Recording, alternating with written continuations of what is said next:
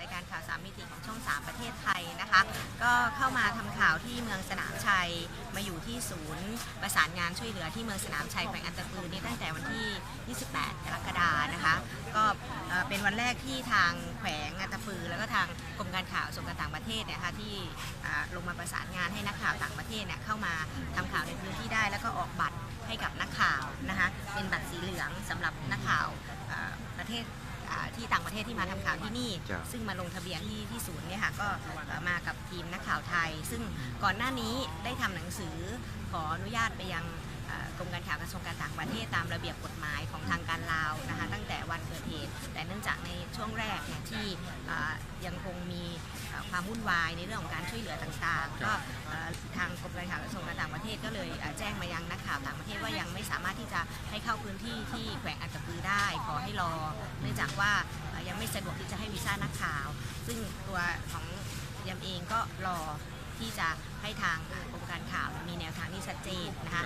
เนื่องจากเราส่งอีเมลจดหมายไปขออนุญาตเขาก็อีเมลตอบมาเมื่อเขายังไม่พร้อมเราก็ยังรออยู่นะที่ด่านพรมแดนที่ช่องเม็กแล้วก็ได้มีการประสานงานผ่านทางสถานทูตไทยนครหลวงเวียงจันทร์จนเนี่ยค่ะในวันที่ 27นะคะก็ได้ทราบข่าวว่าได้มีการประสานงานแล้วที่จะให้นักข่าวเนี่ยมาลงทะเบียนที่แขวงอัตตปือที่ศูนย์ประสานงานที่แขวงอัตตปือก่อนแล้วเอาใบลงทะเบียนนั้นมาออกบัตรที่เมืองสนามชัยเนี่ยก็มีทีมข่าวช่อง3แล้วก็มีน้องทีมข่าว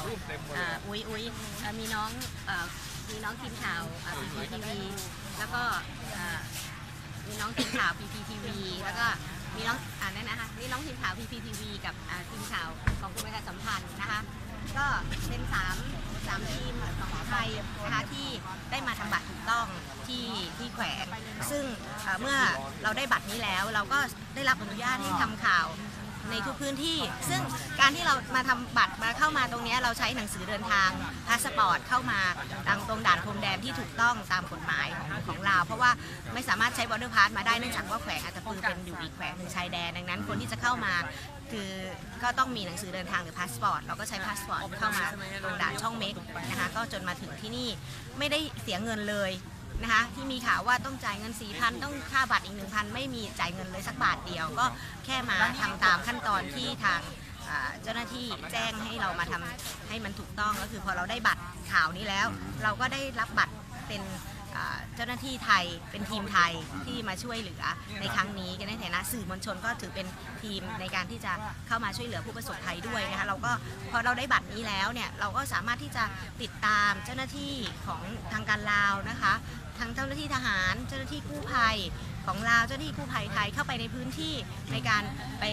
ทำข่าวได้หมดเลยนะคะอย่างตัวของฉันเองนะคะก็ได้ไปถึงที่บ้านหินลาดและบ้านท่าแสงจันทร์มาแล้วซึ่งเป็นบ้านที่เสียหายอย่างหนักนะคะเราได้ไปนั่งเรือไปกับทางเจ้าหน้าที่ลาวและกู้ภัยไทยจากที่บ้านใหม่นะคะล่องเรือไปถึงบ้านหินลาดและบ้านท่าแสงจันทร์เลยเราก็สามารถทำข่าวได้ปกติเพียงแต่สิ่งที่ทางการลาวขอความร่วมมือนะคะทั้งทีมกู้ภัยแล้วก็ทีมสื่อไทยก็คือว่า1เวลาที่จะเข้ามาปฏิบัติงานในพื้นที่นี้นะคะเราต้องมีบัตรนักข่าวก็ต้องมีบัตรนี้แล้วก็บัตรนี้ซึ่งมาลงทะเบียนที่ศูนย์ประสานงานที่เมืองสนามชัยนะคะแล้วถ้าเรามีบัตรนี้แล้วเนี่ยเวลาเราไปไหนเราก็ไปกับเจ้าหน้าที่เพื่อที่ว่าเจ้าหน้าที่เขาจะได้ดูแลความปลอดภัยเนื่องจากว่าพื้นที่ทั้งหมดนะคะในจุดที่ประสบเหตุทั้ง6หมู่บ้านยังเป็นพื้นที่ภัยพิบัติยังเป็นพื้นที่ที่ดูแลควบคุมโดยเจ้าหน้าที่ทางการทหารเขาไม่ได้อนุญาตให้ชาวบ้านเองเนี่ยกลับไปดูบ้านด้วยซ้ำเนื่องจากว่าบ้านพังเสียหายหนักมากแล้วก็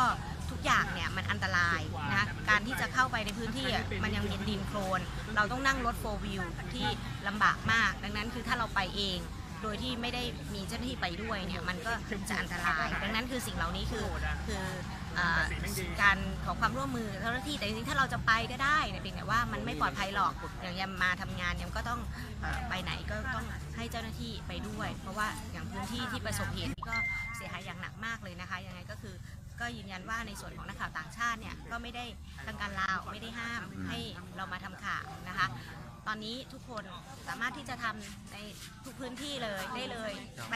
อย่างอิสระบอกได้เลยว่าทำข่าวอย่างอิสระมาก แต่หนึ่งคือเราเองต้องเคารพกฎหมายของเราเคารพกฎหมายของบ้านเมืองของเราคือเมื่อเราจะมาทำข่าวเราก็ต้องมีจรรยาบรรณของนักข่าวเราเองด้วยนักข่าวเราก็ต้องมีจรรยาบรรณนั่นคือ1คุณก็มาลงทะเบียนให้ถูกต้องตามกฎหมายของเรา2เวลาไปปฏิบัติงานในพื้นที่นักข่าวต้องมีจรรยาบรรณ